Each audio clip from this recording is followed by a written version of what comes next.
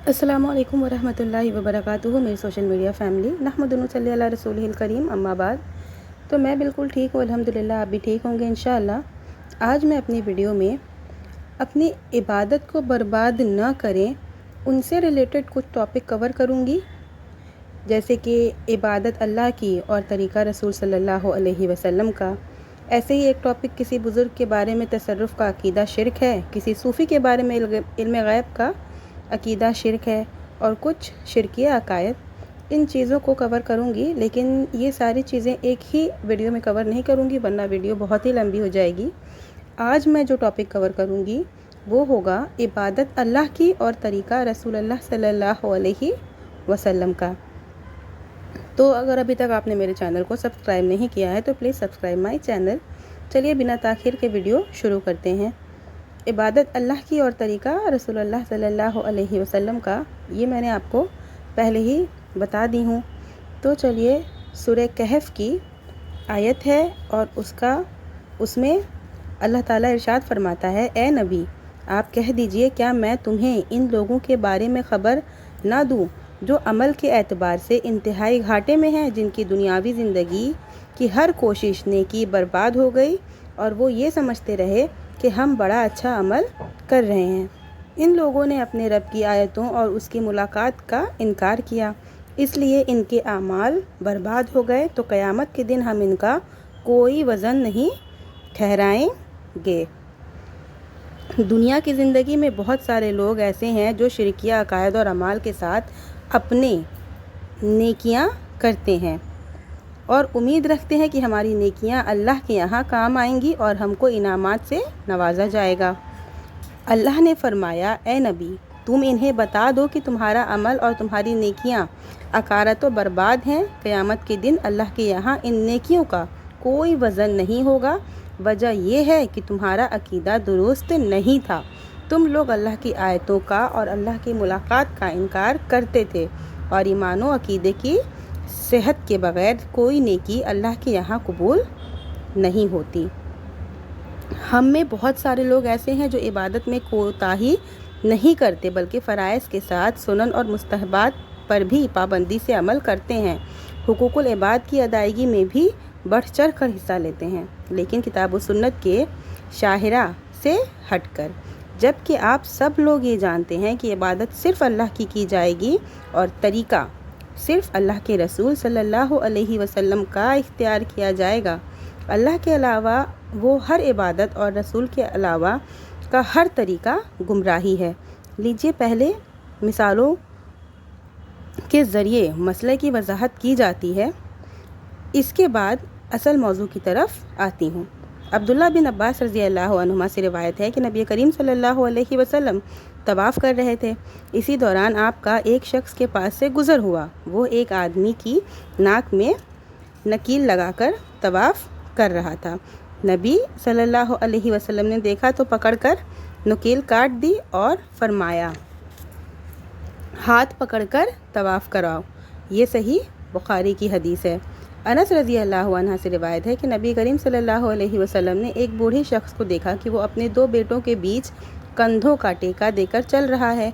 ये देखकर आपने पूछा, इस शख्स का क्या मामला है? लोगों ने बताया, इस आदमी ने नज़र मानी है कि पैदल चलकर हज करेगा। नबी सल्लल्लाहु अलैहि वसल्लम ने फरमाया, इससे कह दो वो सवार होकर जाए, ख्वामुख्वा ये अपनी नफ्स को अजाब दे रहा है, अल्लाह को इसकी क्या ज़रूरत है। ये भी सही बुखारी की हदीस है। अब्दुल्ला बिन अब्बास रज़ी अल्लाह अन्हुमा से रिवायत है कि उन्होंने कहा, नबी करीम सल्लल्लाहु अलैहि वसल्लम खुतबा दे रहे थे। इसी दौरान एक शख्स को देखा, वो खड़ा है। आपने इसके बारे में पूछा, क्या मामला है, क्यों खड़ा है? लोगों ने बताया कि ये अबू इस्राइल है। इसने ये नज़र मानी है कि खड़ा रहूँगा, सामने नहीं जाऊँगा, बात नहीं करूँगा और रोज़ा रखूँगा। नबी सल्लल्लाहु अलैहि वसल्लम ने फरमाया, इससे कहो बात करे, साए में रहे, बैठ जाए, हाँ अपना रोज़ा पूरा करे। ये भी सही बुखारी की हदीस है। 3 हदीसें आपको बताई हूँ। तीनों हज, उम्रा और तवाफ़ से मुतल्लिक़ हदीसें हैं। ये तमाम उमूर अल्लाह की इबादत में दाखिल हैं। जो शख्स हज और उम्रा करता है, अल्लाह ताला इसके तमाम गुनाहों को माफ़ कर देता है। لیکن یہ عبادت اسی طریقے پر ادا کی جائے گی جیسے نبی کریم صلی اللہ علیہ وسلم نے سادگی کے ساتھ ادا فرمائی ہے۔ اب اگر کوئی شخص نبی صلی اللہ علیہ وسلم کا طریقہ چھوڑ کر خواہ تکلیف اختیار کرے اور یہ سوچے کہ اللہ کی عبادت میں جتنی مشقت اور تکلیفیں اٹھاؤں گا اتنا ہی زیادہ مجھے ثواب ملے گا، لہٰذا ناک میں نکیل لگا کر طواف کروں گا، سجدے میں سر پھوڑ دوں گا، کمزور ہونے کے باوجود سواری نہیں لوں گا، پیدل حج کرنے جاؤں گا، اگر نہیں چل پاؤں گا تو 2 آدمیوں کے بیچ کندھے کا سہارا لے کر چلوں گا، کوئی سوچے ہمیشہ کھڑا رہوں گا، کسی سے بات نہیں کروں گا، دھوپ میں رہوں گا، سایہ نہیں حاصل کروں گا تو اللہ خوش ہوگا اور میرا ثواب بڑھ جائے گا، تو یہ خیال فاسد اور بہت ہی غلط ہے۔ اس میں صرف اپنے جسم و جان کو تکلیف دینا ہے اور اس کے علاوہ کچھ حاصل ہونے والا نہیں ہے۔ سنا نہیں آپ نے رسول اللہ صلی اللہ علیہ وسلم نے ایک کی نکیل کی رسی کاٹ دی، دوسرے سے فرمایا سواری کر لو، ابو اسرائیل کو حکم دیا بات کرو، سایہ اختیار کرو اور بیٹھ جاؤ۔ معلوم یہ ہوا کہ عبادت وہی مطلوب و مقصود ہے جو نبی کریم صلی اللہ علیہ وسلم کے اسوہ اور طریقے پر ادا کی جائے۔ عبادت کا مقصد نفس کو عذاب دینا بالکل نہیں ہے، اللہ تعالیٰ کو دیکھتا ہے، اللہ تعالیٰ تکلیفات کو نہیں دیکھتا، نیکیوں کو دیکھتا ہے۔ یہ ان 3 لوگوں کی اصلاح کی بات ہو رہی تھی جن کا عقیدہ صحیح تھا لیکن عبادت کا طریقہ سنت کے موافق نہیں تھا۔ تو آپ کو یہ چیز سمجھ میں آ گئی ہوگی کہ میں آپ کو سمجھانا کیا چاہ رہی تھی۔ شروع میں جو آیت کریمہ آپ کو سنائی ہوں اس میں نیک عمل غلط عقیدے کے ساتھ ادا کرنے کا ذکر ہے۔ ایسا عمل اللہ کے نزدیک عکارت اور برباد ہوگا۔ جب عقیدہ درست نہیں ہوگا اس وقت تک کوئی نیکی اللہ کے نزدیک قبولیت کا درجہ حاصل نہیں کر سکتی۔ ہمارے اسلام میں کسی بھی چیز کو لے کر کے اپنے نفس پر ظلم کرنا نہیں بتایا گیا ہے۔ ہمارے دین میں ہر چیز کے لیے بہت آسانی ہے۔ اچھی طرح ہم جانتے ہیں کہ آج کسی ملک میں سیلاب، طوفان یا زلزلہ آ جاتا ہے تو تباہ شدہ لوگوں کی مدد کے لیے مسلمانوں پر غیر مسلم ملکوں اور تنظیموں کے افراد پہنچ جاتے ہیں۔ دوسرے لفظوں میں آپ یہ بھی کہہ سکتے ہیں کہ خدمت خلق کی دوسری قومیں مسلمانوں سے آگے ہیں، لیکن ان کی یہ نیکی اور اس نیکی کا انعام اور صلہ دینا ہی ایک حد تک محدود ہوتا ہے۔ ایمان نہ ہونے کی وجہ سے آخرت میں ان کا کوئی حصہ نہیں ہوگا۔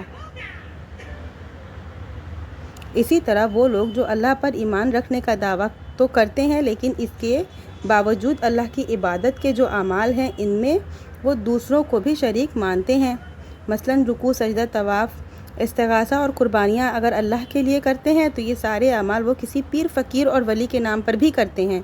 جو قبروں میں مدفون ہیں ان کے سارے اعمال کے پیچھے یہ عقیدہ کا کارفرما ہوتا ہے کہ ہمارے رکوع، سجدے اور چڑھاوے سے خوش ہو کر صاحب قبر ہماری مدد فرمائیں گے یا کم از کم اللہ کے پاس سفارش کر کے ہماری پریشانی دور کرا دیں گے۔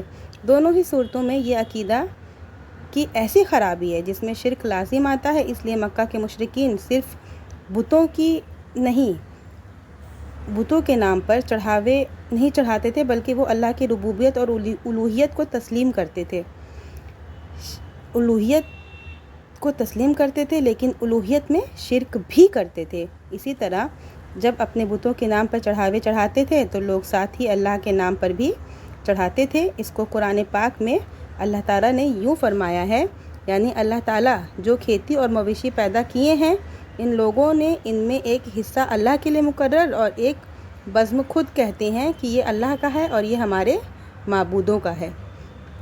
آیت کریمہ میں مشرکین کا عقیدہ اور ان کے عمل میں بتایا جا رہا ہے کہ تفصیل میں نہ جا کر صرف اتنا دیکھیے کہ ان کے چڑھاوے، نظر و نیاز صرف بتوں کے ہی نام پر نہیں ہوتے بلکہ اللہ کے لیے بھی الگ سے حصہ یہ لوگ لگاتے ہیں۔